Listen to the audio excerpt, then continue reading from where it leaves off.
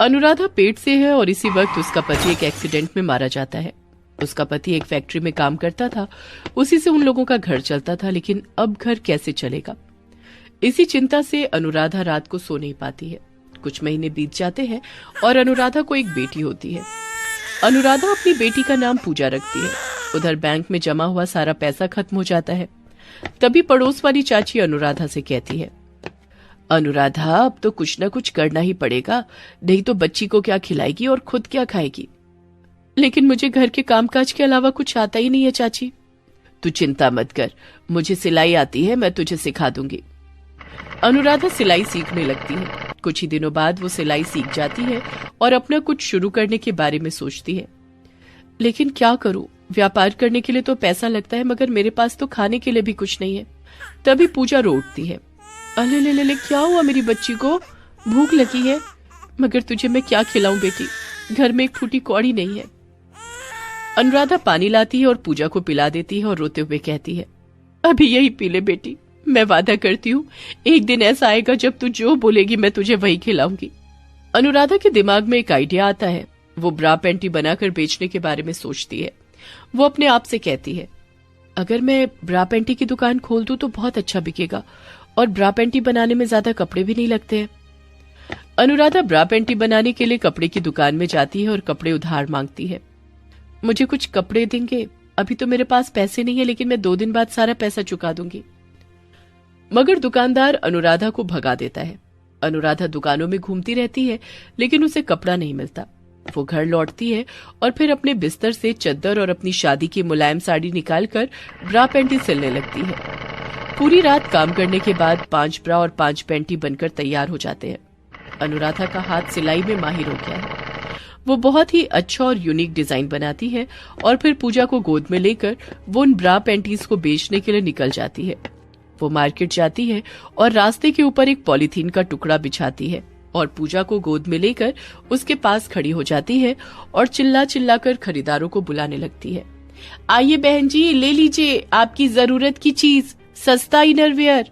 अनुराधा के बुलाने पर एक औरत उसके पास आती है और कहती है, बस यही है तुम्हारे पास और ज्यादा कुछ नहीं है? नहीं बहन जी, मैं बहुत गरीब हूँ, मैंने अपने हाथों से ये बनाया है, लेकर तो देखिए, ये लीजिए, ये आपकी साइज में आ जाएगी। अनुराधा एक ब्रा और एक पैंटी उस औरत के सामने बढ़ाती है। उस औरत को ब्रा पैंटी का डिजाइन बड़ा पसंद आता है। अरे वाह, ये तो बड़ा यूनिक डिजाइन है, ऐसे डिजाइन तो किसी जाने माने ब्रांड के भी नहीं होते। वो औरत एक ब्रा और पैंटी खरीद कर चली जाती है। अनुराधा ने पहली बार जिंदगी में पैसा कमाया है, इसलिए वो बहुत इमोशनल हो जाती है और पूजा से कहती है, बेटी आज तुझे पेट भरकर खाने को मिलेगा। एक एक कर सभी बिक जाते हैं। अनुराधा बहुत खुश हो जाती है और खाना खरीद कर घर चली जाती है। उसके बाद वो ब्रा पैंटी बनाने के लिए कपड़े खरीद कर ले जाती है और पूरी रात जगकर बहुत सारे ब्रा पैंटी बनाती है और अगले दिन पूजा को गोद में लेकर फिर से मार्केट चली जाती है।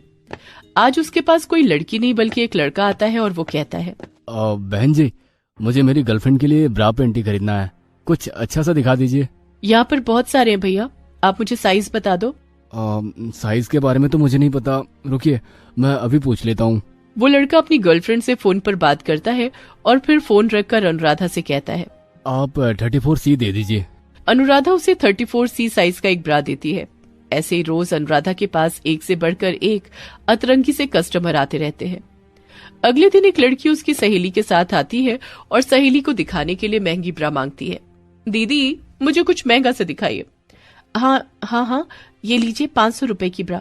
नहीं, इससे भी महंगी। बाप रे, कितनी महंगी ब्रा पहनती है रे तू।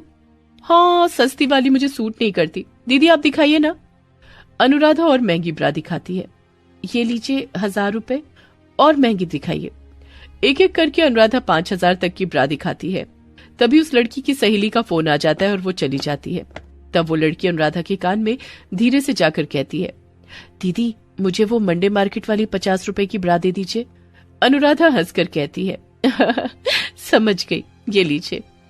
ऐसे ही अगले दिन एक और लड़की आती है और सस्ती ब्रा मांगती है। दीदी मुझे कुछ सस्ती वाली ब्रा दीजिए ना।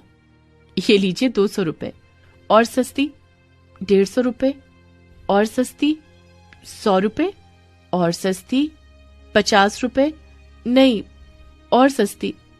इससे कम में तो सिर्फ धागा ही आ पाएगा, मैं वही दे देती हूँ। आप घर पहुंचकर सिल लेना। ऐसे ही अनुराधा मजे से व्यापार करने लगती है। उसका व्यापार बड़ा होने लगता है। इसी तरह 1 साल बीत जाता है। पूजा थोड़ी बड़ी हो जाती है। अनुराधा को हर रोज बहुत सारे ब्रा पैंटीज के ऑर्डर आने लगते हैं। उसका काम बहुत ज्यादा बढ़ जाता है और उसके साथ ही वो अमीर भी होने लगती है। मार्केट में अब सिर्फ अनुराधा से ही औरतें ब्रा पैंटी खरीदती है और इस चीज से बाकी दुकानदार चिढ़ जाते हैं। वो लोग आपस में मिलकर एक प्लान बनाने लगते हैं। अरे ऐसा नहीं चल सकता, वो औरत तो सबका व्यापार खराब कर रही है। हाँ हाँ, हमें कुछ करना ही पड़ेगा। अगले दिन अनुराधा जब मार्केट जाती है तब वो लोग अनुराधा को अपनी दुकान नहीं लगाने देते हैं। अरे औरत, तू यहाँ दुकान नहीं लगा सकती, तेरी वजह से हमें बहुत नुकसान हो रहा है। अनुराधा प्रोटेस्ट करती है और इसी बात से सारे दुकानदार चिढ़ जाते हैं। उसी दिन अनुराधा जब पूजा को दुकान के पास रखकर पानी लेने थोड़ी दूर जाती है तब एक दुकानदार पूजा को गोद में उठाकर भाग जाता है। अनुराधा लौटकर पूजा को ढूंढ नहीं पाती है और वो घबरा जाती है। पूजा, मेरी बेटी कहाँ है? तू कहाँ है? मेरी बेटी कहाँ है? अनुराधा रोने लगती है। ये देखकर वो सारे दुकानदार हंसने लगते हैं। देखो कैसे रो रही है, देखो। हमारी बात नहीं मानेगी तो ऐसा ही होगा। अनुराधा रोते हुए रास्ते पर सर पटकती रहती है। इतने में वहाँ एक पुलिस ऑफिसर आ जाता है और अनुराधा से सब कुछ सुनकर वो पूजा को ढूंढने लगते हैं। लेकिन पूरा दिन ढूंढने के बाद भी पूजा नहीं मिलती। वो ऑफिसर अनुराधा को घर भेज देते हैं। घर पहुंचकर भी अनुराधा के आंसू नहीं रुकते। हाय मेरी बेटी, क्या हुआ मेरी बेटी को? इतने में दरवाजा खटखटाने की आवाज सुनाई देती है। अनुराधा दरवाजा खोलती है तो देखती है कि उस मार्केट का एक दुकानदार वहाँ पर खड़ा होता है। वो कहता है, तेरी बेटी हमारे पास है। ये बात अगर तू पुलिस को बताएगी तो हम उसे मार देंगे। नहीं, मैं कुछ भी नहीं बताऊंगी। आप मुझे मेरी बेटी लौटा दीजिए बस। केवल एक ही शर्त में लौटा सकता हूँ। अगर तू वादा करेगी कि तू अब से उस मार्केट में ब्रा पैंटी बेचने नहीं जाएगी तब। अनुराधा शर्त मान लेती है। आखिर वो करेगी भी क्या? उसके लिए उसकी बेटी सबसे बढ़कर है। वो दुकानदार अनुराधा को उसकी बेटी लौटा देता है। अनुराधा पूजा को गोद में लेकर बहुत रोती है। उसके बाद वाले दिन अनुराधा मार्केट नहीं जाती है। सारे दुकानदार सोचते हैं कि अब उनकी दुकानों से लोग ब्रा पैंटी खरीदेंगे। ये सोचकर वो लोग खुश हो जाते हैं, लेकिन ऐसा नहीं होता। अनुराधा के व्यवहार और चीजों की क्वालिटी से सभी इतना प्रसन्न हो चुके थे कि अनुराधा को मार्केट में न देख वो लोग ढूंढते हुए अनुराधा के घर पहुंच जाते हैं। अनुराधा उन लोगों से कहती है, नहीं, मैं अब से उस मार्केट में नहीं जाऊंगी। वहां जाने से मेरी बेटी की जान को खतरा है। आज से मेरी ब्रा पैंटी की दुकान बंद हो गई है। तभी उनमें से एक औरत कहती है, अरे कौन कहता है कि तुम सिर्फ मार्केट में ही बेच सकती हो? ये देखो, नया ऐप आया है। इस ऐप के जरिए अब से तुम ऑनलाइन भी बेच सकती हो। तुम इस ऐप में दुकान खोल लो, हम यहाँ से ऑनलाइन खरीदेंगे। लेकिन मेरे पास फोन नहीं है। देखो अनुराधा, तुम्हारी चीजों की क्वालिटी बहुत अच्छी है, इसीलिए हम सिर्फ तुम्ही से खरीदेंगे।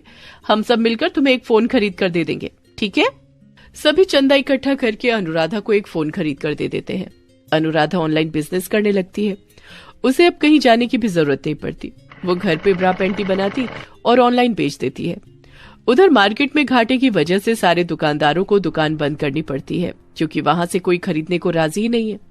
ऐसे ही उन लोगों को अपने किए की सजा मिल जाती है और अनुराधा अपने दम पर बिजनेस में सक्सेसफुल बन जाती है। अगर इच्छा हो और हिम्मत हो तो कोई भी कुछ भी कर सकता है। ये सीख हमको अनुराधा से मिलती है।